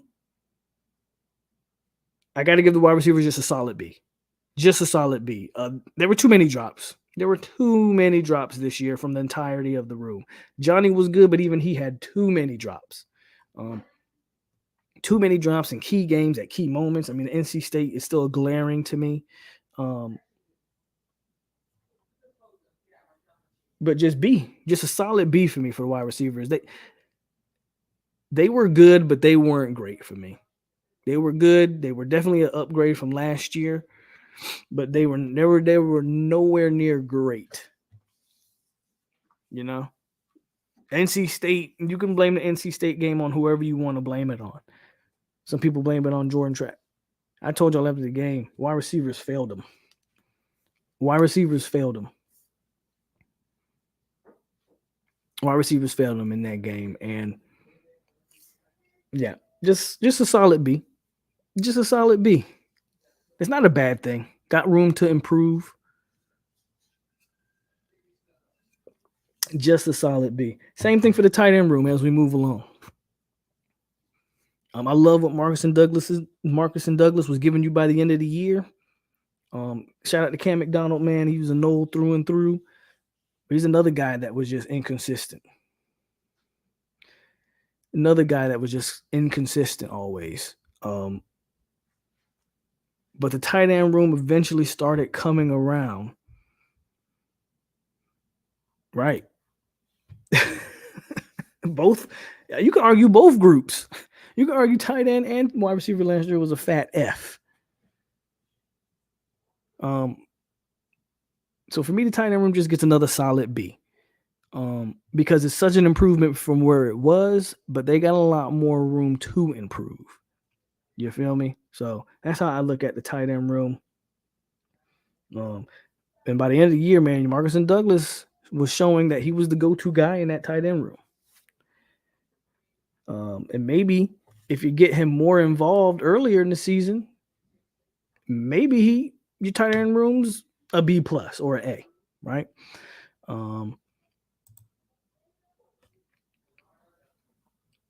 QB A plus, wide receiver B plus, tight end room B, O-line A. We'll get to the O-line here second. Tight end room B minus, tight end room C plus, B minus. B minus for wide receiver room. Drop balls missed a lot last season in key games. Tight end B minus, tight end C plus. For a bunch of unknowns in that room, C. Were a bunch of unknowns in that room. Then to finish off the offense, man, O-line. O-line struggled with injuries. Robert Scott went down. Bless Harris goes down. So you're rotating Turrentine, and your Darius Washington is playing a lot. And but for all of that, I gave the O-line room a B plus. Even with the injuries, I thought you don't run. What did Florida State? I don't know what Florida State ran for in total, but you don't have almost 1,000-yard back, another running back with over 500 yards, a quarterback that's almost at 500 yards. What did Toafili have? About 400 some yards. You don't run the way they run. Your quarterback doesn't throw for 3,000 yards, and the offense doesn't be one of the better offenses in the ACC if your O-line is terrible. Your O-line was really good this year. I don't necessarily want it. It got room to improve. But your guards, FSU might have had the best guard tandem in the entire ACC, and Dylan Gibbons and Meach. And we talked about it. Meach is so underrated. Again, name a time Meach was ever flagged, false start, holding. Probably can't name it. Robert Scott, go check his tape against Clemson. Against an NFL prospect over there. You tell me what you see. That offensive line, man, I remember we did a video before the beginning of the year, and we talked about could the offensive line be moving into a strength, and we weren't quite ready to say they'd be a strength of this offense. But, man, I still don't think they were the strength, but a lot of this offense don't click if that offensive line isn't where it is. And yeah, they had their moments. They had they had bad games or bad halves. They weren't perfect, but the O-line was way better. That's the best offensive line. Come on, let's be honest. Is that the best offensive line since 2014? I would say probably. Name a year since then that we've. So it's probably the best.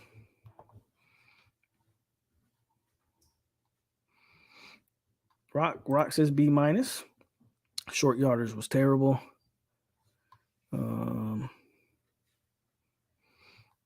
They protect the offense very good. JT didn't get sacked at all. Not a lot of negatives. God bless Alex Atkins. Let's move to the defense, man. Oh, excuse me. Before we move to the defense, overall grade for the offense, I gave it an A minus. I could even see a solid A if you want to give it that. There's some things they need to work out for overall in the offense. So FSU ran for over almost 3,000 yards of offense and 33 touchdowns. I don't think a team with a bad old line is able to get those numbers. A minus, man. I give the offense a A. I'm not mad at the A, Jakeem. I gave it an A minus, but I definitely see an A minus. You had a damn good offense this year, and your wide receivers stopped dropping balls. That tight end room with Jaheim and Morlock, all of a sudden, they've addressed the weaknesses just by the grades that we gave them for this past season. A+ quarterbacks coming back, running back A. Now, do you get somebody to fill in Trayshawn Ward's role to keep it at an A? So you're going to need Keziah Holmes or somebody to step up. But you upgraded at receiver, arguably. Yeah, not only is everybody coming back, but you land 5-star talent. Hakeem Jacobs is my favorite player of the class. Again, I know you lose Malik, but I think Hakeem can at least give you what Malik was giving you. You address your receiver. Your Winston Wright's coming back. So your receiver room just took a bump. Your tight end room took a major bump. And look what you just brought in on the offensive line with the best offensive line player probably in the portal and Byers. Roddick, who reminds me so much of Dylan Gibbons, just from an interview. And then Keandre Jones, who the early feedback from Tour of Duty is he's a player. The early feedback on Keandre Jones is he might be the most impressive of the bunch. I got A minus, but I can see how an A is a good grade for the entire offense. O-line B+ above average. Jordan had more time. Running backs were all stars, even though they had moving pieces.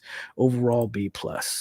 Man, I hope Emmanuel gets his waiver. If he gets his waiver, then holy cow. I don't know what you're doing at O-line if he gets his waiver. Let's move to the defense, man. Move to the defense. We'll start off with defensive ends. This one was a tough one because FSU was top heavy at DN. Pat and Verse, yeah, those are dudes. Those are guys. After that, McClendon, Leonard Warner.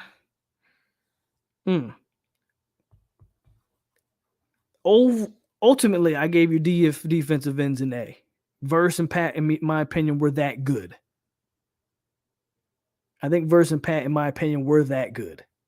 And remember, Verse was playing hurt. Verse was not 100% against teams like Wake, and I don't think it was 100% against Clemson. After he got hurt against Louisville, Verse played a stretch where he played very limited snaps. And even with that, man, I think that they were that good. Damian is grading extremely hard, but Damian's entitled to his opinion. Well, we're doing D ends, not the entire D line, so we switched them up. I gave him an A. B plus isn't a bad grade though for those that give it a B plus or A minus.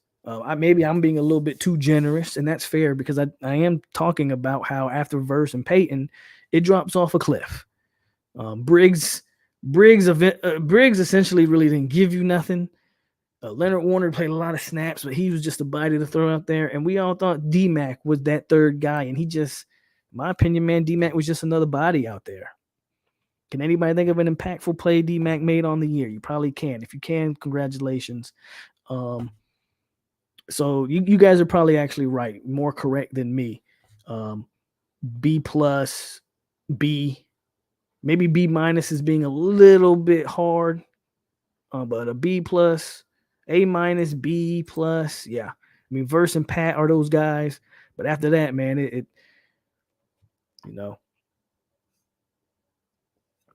drops off. Rock says, I give my defensive end C plus because they didn't hold the edge too good. They definitely need work. But man, you can't grade him that hard, bro. He had a sack against Clemson. You did this before, bro. I know you want to support D-Mac, but you can pick out one play as one sack against Clemson. Congratulations. You know who else had sacks? Leonard Warner had a sack on the year too. Would you call Leonard Warner a great player? I'm just asking a question. You play enough snaps at the end, you should fall yourself into a sack. At least one.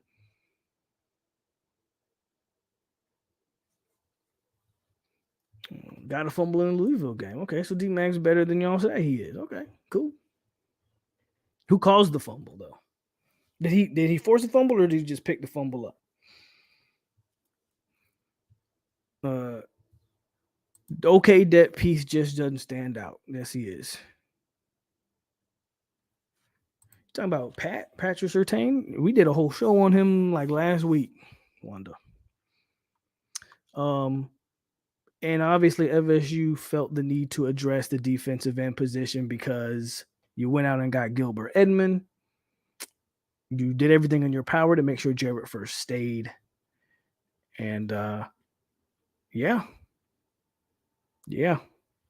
So shout out to D-Mac. But look, he's a dead piece, if nothing else. It literally popped out right to him. Definitely going to be tougher for D-Mac to be in the rotation this upcoming year. I didn't say D-Mac was a great player. You said name a highlight play he had. Okay, Clemson. That one sack against Clemson was his highlight play. Shout out to D-Mac, man. Look, shout out to D-Mac. I'm just telling you what it is. Let's go to defensive line or defensive interior, your defensive tackles. Look, I gave it a B. And that might be being a little kind. And I gave it a B because you got to put respect on Fabian Lovett's name. The problem is Fabian Lovett was so hurt this year. You just didn't play enough. But to the credit of some of these other guys, by the end of the year, Joshua Farmer was a competent defensive rotation piece. By the end of the year, Coop probably leaves a lot to be desired, but that's Robert Cooper isn't Joshua Farmer, or he's not Fabian Lovett in terms of what he's being asked to do. The problem is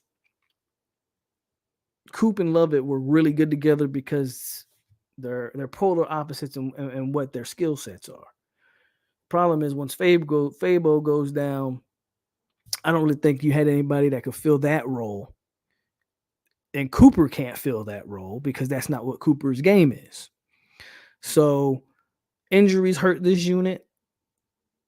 Promising young players, but you talk about like Jarrett Jackson. By the end of the year, he was not even in the rotation.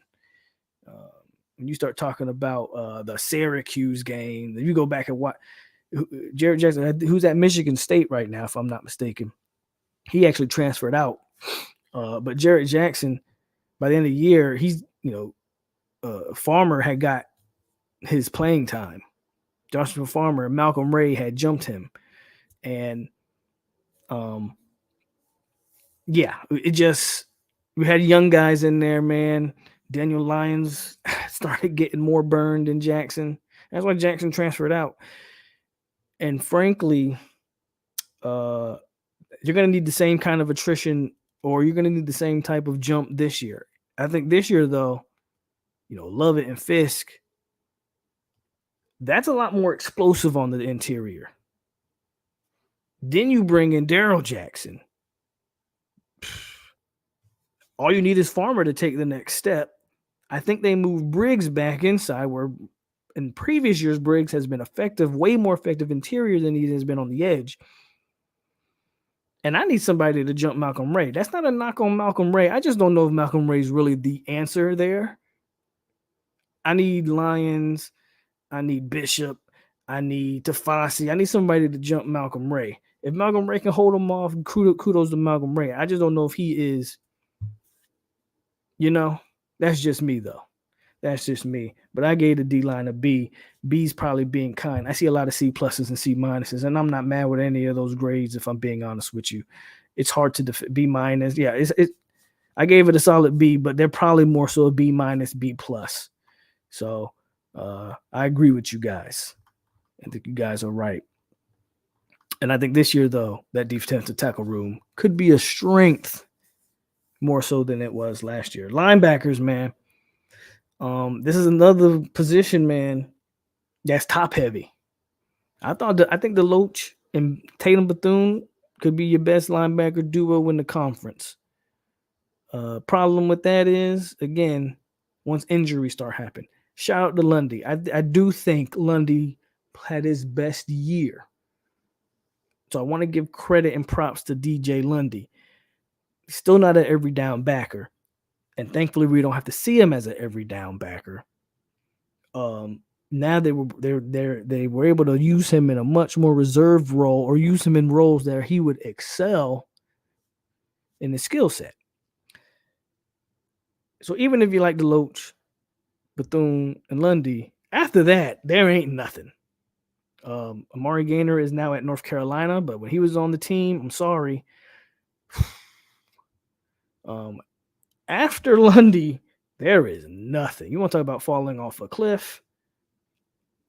And even with that said, I thought the linebackers played very well this year.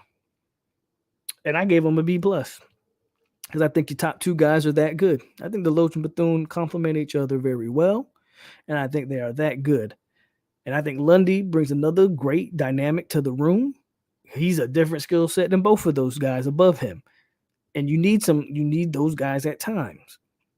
Again, the problem with the backer room is its depth. You need, and Tyler kind of points it out here, man, you need Omar Graham to somehow get in that rotation this year. You need Steven Dix to maybe turn into some type of a player. Can Nicholson be a day one? Can that linebacker, Nicholson, baby Luke, can he be a guy as a true freshman? I don't expect Ward to, but hey, it is what it is. Ward's in the building. Or can Brandon Gant? Or can Brandon Gant get in that rotation? The depth is greatly needed at that linebacker room, but for what they did last year, I gave them a B+. So Damien says linebackers get a B, B+, B+. What about Omar? Do we think he shows up? We need him to. Linebackers, I give a B+. D-line, these folks on stopping the run. Oklahoma knew it was our weakness. B+. Grant and Dix and freshman Ward. Don't sleep on the Pilgrim linebacker. That kid has range. No, I'm with you. Nicholson might play this year. Baby Gronk, bro. Don't even I shouldn't have said baby Luke.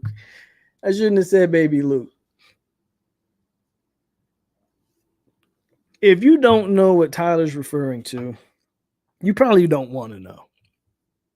I'm going to be honest with you guys. Baby Gronk's not my thing. If it's your thing, more power to you. A 9-year-old that's obviously like in this. I'm not going to get on a tangent on Baby Gronk. Before this, let's just say that with success, this FSU fan base is in a weird space, and they're doing weird things right now. I'm not with the Baby Gronk stuff. If you want to have fun with that, more power to you. I'm good. I'm good on it. If I want to follow a 9-year-old kid, and I got a 9-year-old kid over here in this room that I can show all that attention to. So I'm good on the baby Gronk thing.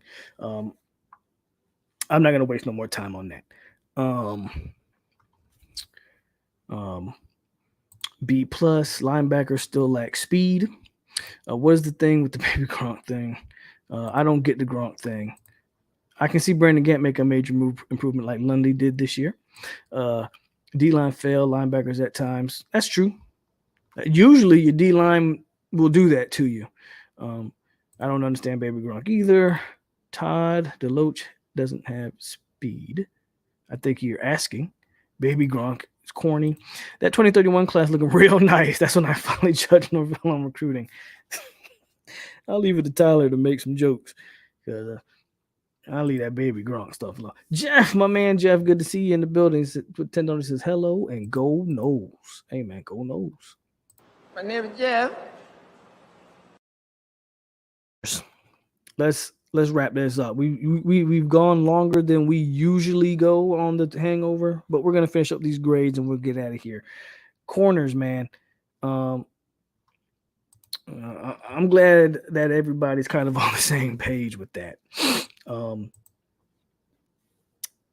I gave the corners a B- because I thought outside of Ronaldo Green, everything else was kind of a revolving door, man. Greedy Vance was good. I think Greedy Vance was better than anybody anticipated. So shout out to Greedy. But man, some of our corners really regressed. Amarion Cooper regressed.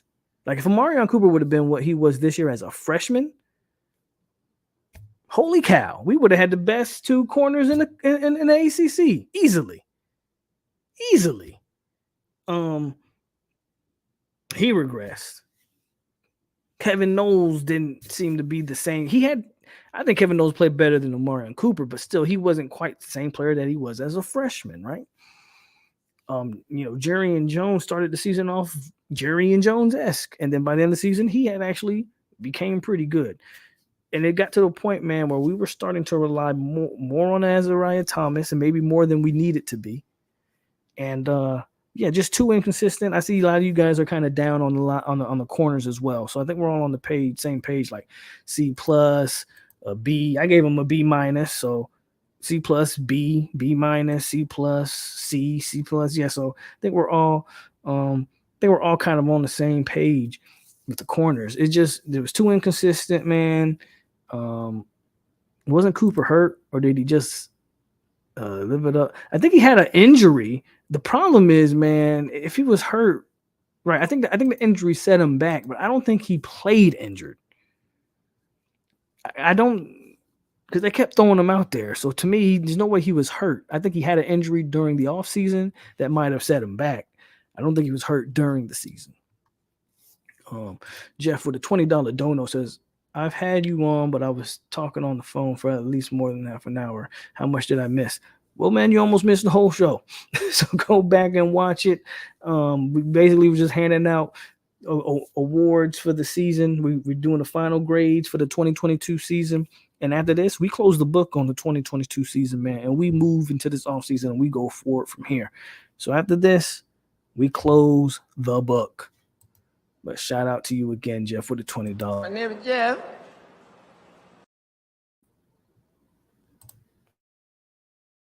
Bitch, be humble. Sit down. Be humble. Sit down. I haven't talked about any transfer stuff today because there really hasn't been a lot of transfer stuff in terms of Florida State. Chambry Jackson to UMass makes no sense. It makes perfect sense. And before we move on to safeties, I'll just address this because it's interesting. But this is how you know your program's healthy. Because your players that are transferring, now Malik McClain did go to Penn State. So I think everybody thought Malik McClain's a talent. And his just production, I think, can be replaced. But I think we all figure Malik McClain's a talent. But most of your guys who have transferred out have gone to good schools. Sydney went to Missouri. Trayshawn Ward goes to Kansas State. We talked about Malik McClain going to Penn State. Sam McCall, but we knew Sam McCall was a guy with a lot of potential, just didn't stay long enough, right? But he goes to Texas A&M. Who am I forgetting? The reason you bring that up is it shows that your program's it shows that you're replacing quality guys with better guys. So you're replacing Malik McClain with Hakeem Williams. No, you're replacing Sidney Williams with more quality guys and Conrad Hussey probably and Shaheem. Trajan Ward's getting replaced with Keziah Holmes and Singleton. You feel me? Amari goes to UNC. You know, there you go. That's Amari again. That's a guy that we always thought had talent. We just couldn't use him the right way. Maybe UNC can, right? But it also shows with the Chambry Jackson to UMass. You're getting the last little bit of those guys that just don't belong on. They're just not the caliber of player. You're getting the last bit of those guys off the roster. But the good thing that you see is all those players that we named, they didn't go to UMass or these other schools. So it shows you're upgrading talented players with better talent. And you're finally getting the last little bit of guys, the Chambry Jacksons. I think George Wilson went to like Campbell or something, right? You're getting the last remnants of just that COVID recruiting class. You're finally getting that mess off the roster. Your Rod Orr's, I don't even think Rod Orr's been picked up, but you're getting it off the roster, right? And you're finally starting to get to a healthy place on this roster. Finally, with the safeties, man, I gave the safeties a B+. Jamie, all first team, all ACC. Again, I thought Hakeem Dent, he might not have lived up to the billing that we thought he would, but Hakeem Dent was a good player this year. He just maybe didn't take that step that we needed him to take. Shaheem Brown was a revelation. And just the room as a whole, you could arguably give the room as a whole, Jarrett Jackson went to Michigan State. You could arguably give the room as a whole, Jaquez McClellan played a lot of snaps and played fairly well. I mean, he probably is the reason you beat Florida at the end there because he makes the play to end the Florida game. Sidney played some. He didn't play a lot, but he played some. The rotation, Rod Orr went to Toledo. See, you see how we're proving the points though? We get in these guys. They were never Florida State caliber. Those are all the COVID guys. They just weren't Florida State caliber. The safeties as a whole, I think it was a strong room. Maybe Dent didn't take the step we wanted him to, but it didn't really matter because we had enough. Florida State got to a point where they were playing 3 safeties on the field because your corners were playing so poorly, specifically your slot guys. They were good enough to have Hakeem Dent, Shaheem Brown, and Jamie Williams on the field at the same time. They were that. That's how good your safeties played this year. B+ might not even be good enough. But I gave him a B+. I see Jakeem gave him a B+. Rock only gave him a B, but Damian gave him a B+. Your safeties were, I think, a lot better than people might, because it maybe didn't have that star. And I think Jamie didn't flash as much as maybe he had flashed in previous year or the previous year. But Jamie did about what I thought. Jamie's the player that I've always thought he was. So for me, I don't hold that against the room. I thought the safeties played very well, man. Shaheem Brown was a great addition. Like he kind of came out of nowhere and really became a solid player. So No Power says great live night POLK combo, shine a light on where we were as a talented program. Yeah, that's the whole purpose, right? And shout out to Zoe. I think Zoe asked an awesome question, man, with that Shaheem, or not a question, but bringing that Shaheem conversation, Chambry Jackson conversation, because to my point, like Rod Orr goes to Toledo. Chambry Jackson goes to UMass. I don't know where Lloyd Willis ended up, but somebody could have maybe answered that. The point is, you finally have got that stuff off the roster. There might be a few more guys, if I'm being honest with you. Thomas Schrader, Zane Herring, They're probably the next ones out. I talked about Byron Turner before. I'm not, and that's not saying I don't like these players. That's not saying I don't want these players to be good. But it's just the nature of the beast. But FSU also has some good players hit the portal that went to solid programs. So it shows that we're replacing good with good. We're good with better. And with that being said, man, well, hold on. Let's give the final grade for the overall defense. Overall defense, I gave the overall defense a B+ for the season. Your defense finished in the top 15 in the country. And Adam Fuller put together your best defense you've seen since Jeremy Pruitt. Because I'm sorry, Charles Kelly's defenses were terrible. Say what you want. Charles Kelly had a ton of talent on those defenses, and those defenses didn't play as good as this defense you just saw this year. I don't care about getting heat for that. Adam Fuller might be your best defensive coordinator since Jeremy Pruitt, if we're being real with you. But hey, I said it. I'll take the brunt. Because Charles Kelly had the Derwin James and Josh Sweat and so on and so on. And go watch a Charles Kelly defense.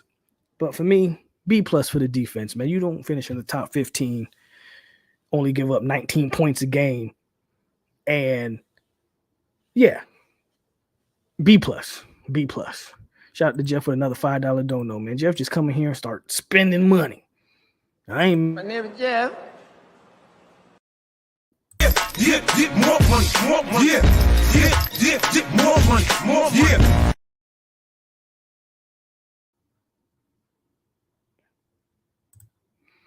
Our Davies is being hard. B-, not even a solid B. A B-, man. What team really killed us? I mean, we held Wake Forest to under their season average. I guess I can't think of only team that really. Florida got us in that first half, but then we made adjustments. I don't know, man. A- what we came from. Tyler says, whoa, hey, tell me I'm lying, bro. Tell me I'm lying. Best D coordinator since Pruitt? Tell me I'm lying. Colorado bragging about having third in Kelly. Insane says, I agree with you on Kelly.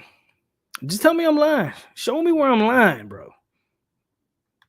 And y'all know how I felt about Fuller, but I told y'all I ain't got nothing bad to say about Adam Fuller. You don't turn a team around like that and people still ask for your job. I don't understand it.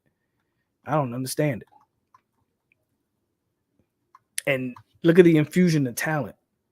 Again, as we close the book on 2022, Fentrell Cypress and Ronaldo Green, probably your two corners. Holy cow, with AZ in the rotation. Can AZ play slot? How good is Edwin Joseph to compete for maybe one of them to compete with that nickel role? Look at the infusion of talent on this defense. Adam Fuller, he really want to shut people up. This is going to be the year to do it because the talent level, Braden Fisk, Fabian Lovett, Darnell Jackson, Jarrett Verse, Pat Payton. Now you bring in a Gilbert Edmond. I don't know. And the portal's not done. We could add a safety or something in the second half of the portal. I don't know, man. I agree. I feel Jamie stayed for the last year, stronger roster, and he played hot like when Johnson was in. I feel second round pick still, but now it's a third rounder later. Defense was an extra corner and DT tackle away from being 11-2. Harlan Barnett was better than Charles Kelly. I will say this about Harlan. I can't grade Harlan because he was running a defense that he had no business running. He wasn't a 3-4 coach. He was being forced to run a 3-4. The man came from a 4-3 cover 3 at Michigan State. I believe that's what they ran up there. Came to Florida State because of Taggart wanting to run a 3-man front. Was asked to coordinate a defense he had literally never ran before. I don't know how you grade Harlan. To Harlan's credit, I won't throw Harlan under the bus, but let's just be honest. So to your point in saying, I probably agree with you. Harlan was probably better than Charles Kelly. It's just tough to grade him because he was being forced to coach a defense that wasn't his defense. And what world is a top 15 defense a B-? In what's your name's world, in R. Davis's world. I couldn't have said it better about Charles Kelly going to Colorado. Give it a B+, the defense overall. Yes, we was the top 50 defense because of the sorry teams we played. And you can only play who's on your schedule.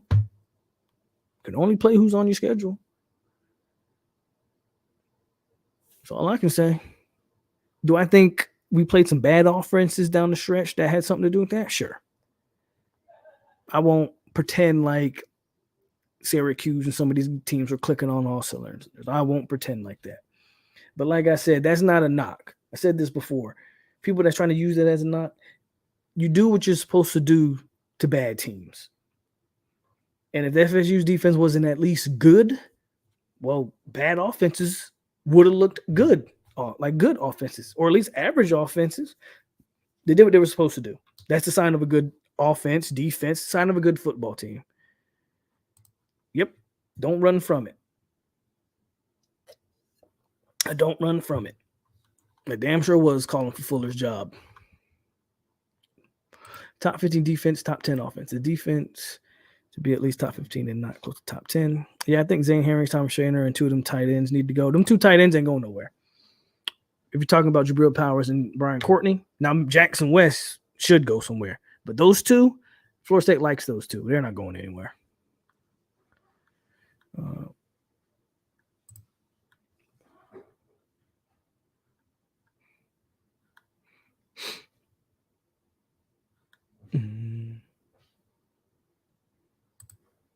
Right. Well, Darnell Dockets ain't born every day. No, exactly. That's my point. Our schedule is no more difficult than it's previously been, and look how bad we were. We did what we were supposed to do, man. You do what you're supposed to do against the teams you're supposed to do it against. That's just my thing on it. What's going on, Peter? Very cool show. Thank you, VJ. Exactly. Adam Fuller went from what? Defenses ranked in the hundreds to in the 50s to in the 15. Give him credit. Give him credit. Give him credit. Give him credit. Give him credit. And with that said, thank y'all for showing up, man. Hit that like button on the way out if you didn't hit on the way in. A little different show tonight because it was a slow week. So I just came up with this, again, to close the final chapter on the 2022 season. Next week, I'm going to have something a little different where I do want to talk about, I'll just give you a preview because I've been thinking about this for a while. But next week, I really want to talk about what has to happen. I think everybody in the chat would be in agreement. Next year is like ACC or bust. But I want to look above that. Now, I'm not saying Florida State is a national title contender. But I want to talk about what needs to happen for Florida State to be that. I think ACC or bust. I think everybody's, at a minimum, Florida State should be playing for the ACC championship game. At a minimum. But if FSU wants to take that step to the playoff, what needs to happen? And that's what I want to go over next week. So if you look forward to having that conversation, tune in the next week. Hell, might have it this weekend. Might do something Saturday or Friday. If I get the gang on here Friday for the triple shot, we probably won't talk about that because I'll save that for a Florida State conversation. But those are some things to look over or look forward to, man, as in the coming days. Again, hit that like button on the way out if you didn't hit it on the way in. And thank y'all for coming in here, man. Jeff want to close us out with one more dono. So I will definitely read this. He says, I think the schedule comes out Monday. Now, do you think the ACC is going to do FSU right sometimes or known to screw us up? The schedule is not hard, or at least the teams. I ain't worried about the schedule. I ain't worried about it. I think FSU fine. I think we'll be fine. But we'll see. But I ain't too worried about it, Jeff. Thanks for the $5. My name is Jeff. Appreciate that. Appreciate y'all. And with that being said, man, it is your boy POLK over here on 863 Seminole TV. Y'all continue to stay classy, Seminoles. Like, looks like Golden State and Memphis is playing, so I might check that out. But y'all continue to stay classy. And we are out here. Go Noles.